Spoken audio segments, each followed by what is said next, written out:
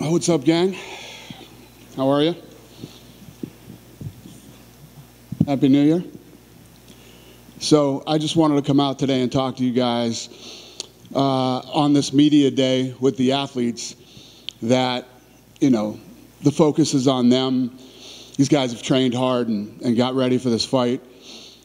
What happened on New Year's Eve is my mistake, not theirs. And obviously, nobody's more about free speech than me. If somebody, if one of the fighters wants to come out and voice their opinion on it and whatever it might be, then by all means. I'm sure you guys have seen the TMZ video and seen my interview. It was obviously a horrible personal experience, and there's no excuses for it. Something that I'm going to have to deal with and live with for the rest of my life. And one thing that I do want to clarify in this thing that I didn't talk about on TMZ because I didn't expect it and I didn't see it coming is the people that are defending me. There's never an excuse. I'm sure you guys have read some of the same stuff that I've seen. There's no defense for this, and people should not be defending me over this thing, no matter what. All the criticism that I have received this week is 100% warranted and will receive in the future. So, and you know me better than anybody. If, especially the people that I don't like start coming after me, nobody fires back more than I do. Whatever anybody has to say, everybody has an opinion on this, and they're right to have their own opinions. I was very opinionated on this too, and I still am. It's crazy that I'm sitting here even having this conversation with you guys, but yeah. So my reason for being here today is I just wanted you guys to focus on them and not me. Any questions? I was going to ask you, taking questions. I guess the big question that everybody wants to know, like you said, no excuses, full apologies, and I like your statement there that it shouldn't be defended at all, but are there going to be any repercussions? People are saying, he's a big public figure, he's big, charged this big company, nobody's really talking about it. Are there any repercussions planned from the company or self-imposed repercussions? Yeah, well, what should the repercussions be? You tell me. I take 30 days off. How does that hurt me? I told you guys when we were going through COVID could last 10 years. I could sit it out and, you know what I mean? What would be the problem? It's much like COVID, actually. Me leaving hurts the company, hurts my employees, hurts the fighters. Doesn't hurt me. I could have left in 2016. You know what I mean? I don't know. Do I need to reflect? No, I don't need to reflect. The next morning when I woke up, you know what I mean? I've been against this. I've owned this. I'm telling you that I'm wrong. And but listen, we've had plenty of discussions internally with Ari, ESPN. Nobody's happy.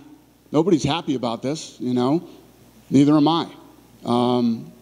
But it happened, and I have to deal with it. And what is my punishment? Here's my punishment. I got to walk around for however long I live. Is it 10.4 years or is it another 25 years? And I gotta. This is how I'm labeled now. My other punishment is that, I'm sure a lot of people, whether it be media, fighters, friends, acquaintances, who had respect for me might not have respect for me now. There's a lot of things that I'm going to have to deal with for the rest of my life that are way more of a punishment than what? I take a 30-day, 60-day absence? That's not a punishment to me. The punishment is that I did it, and now I have to deal with it. And more importantly, you guys know how I feel about other people's opinions of me, and I've said this before, and I'll say it again. Nobody, I know a lot of you. I don't know what you do when you go home. I don't know what you're into. Nobody knows you better than your kids do, okay? My oldest is almost 22. So for 22 years, he's grown up in a house with me and my wife and the rest of our family. They hear and see everything. They know everything, So whatever perceptions people might have about you, nobody knows better than your kids. And as long as my kids know exactly who I am, they know exactly who their mother is, and that's what's important to us. You know, this is a personal family matter that played out in public, and you know, our biggest focus was our kids. You want to talk about people being disappointed? Who's going to be more disappointed than your kids are? And you know, that's what we've really been focusing on. I mean, as far as her and I go, we both apologized. We apologized to our kids, and you know, trying to move forward. Is there anything moving forward that you think you can do in terms of, I mean, you just have such a high-profile position, right? Like in terms of advocacy. I mean, as you said, this is wrong, this is bad. I mean, is there anything that you think this would be a great point to start to, I don't know, a message against it, support of domestic violence victims, anything along those lines? Yeah, I mean, we've created a lot of awareness. You know, this was, you know, and it's not something that I'm trying to, but I've been married to this woman for 27 years. We've known each other for 40. We've been friends for 40 years. We've been married for 27 years. You know, and like I said, anybody who's married knows being married is you know, it's a job. It's something you got to work at every day. Her and I have been through some shit, but we're still together. We have 3 great kids, and you know, the biggest focus for us is our family. I mean, yeah, I guess it's like, I don't know. I'm trying to think about what it's like. I don't know. I mean, there's been a lot of awareness, and you know, I haven't hid from this thing. I haven't ran from it. I've taken it head on, and from day one. I mean, I don't know what else I could do. Sure, if I could help anybody else in this situation. I mean, I said it before, and now I'm saying it after I've done it.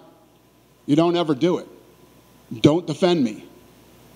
Don't anybody defend me. There's no reason to even try to defend me. And I don't want any of our fighters in this position where they feel like they have to, unless they want to come out and say, he's an asshole, or you know, whatever their feelings are about this. I'm all about free speech. So, last thing for me, Dan, I know it was incredibly unfortunate timing, I guess, in terms of the launch of a slap league. I mean, do you think that's going to impact what happens with that, or is it good to go? Or what? There is no good or bad timing for what I did. You know what I mean? There's irony, very ironic, but there's no good or bad timing for what I did on New Year's Eve. Dana, obviously, you know, when something like this happens, you've got to take it day by day. I'm sure plans are changing about how you deal with it, but sitting here today, do you think, oh, maybe I should have done this differently, maybe I should have put out a statement rather than go to TMZ? Is there anything you would have done differently? I would have stayed home New Year's Eve. If I could go back and change anything, I'd have stayed home on New Year's Eve, yeah. But no. I don't know. Do you think so? I don't know, maybe an official statement, but if you said that in TMZ, it's the same words. I did an interview on TMZ. I literally, what else was there to say? No, I agree. I mean, you could literally write an official statement from my TMZ interview. You mentioned it's a personal matter, and I respect that, but I'm curious, is everything okay with the family? Is it a process? Yeah. Well, yeah, that's the thing nobody's asking about. Hey, are you guys okay? Is everything? We finished our family vacation, and we came home, and yes, we're good. I mean, obviously, we're still dealing with, you know, with the kids. My oldest isn't happy with us, you know what I mean? And you know, it's I'm sure it's embarrassing for the kids, you know, that this thing played out. And again, I can tell you this, and a lot of people will take it however they want, will believe or won't believe, but it's never happened before. It never ever happened before. So obviously for my kids, it's a big deal. How tough was that conversation with them the day after and just in general? I mean, just like we did, you know, before the TMZ interview happened, we sent them the video and we got them on the phone, you know, and we did the best we could.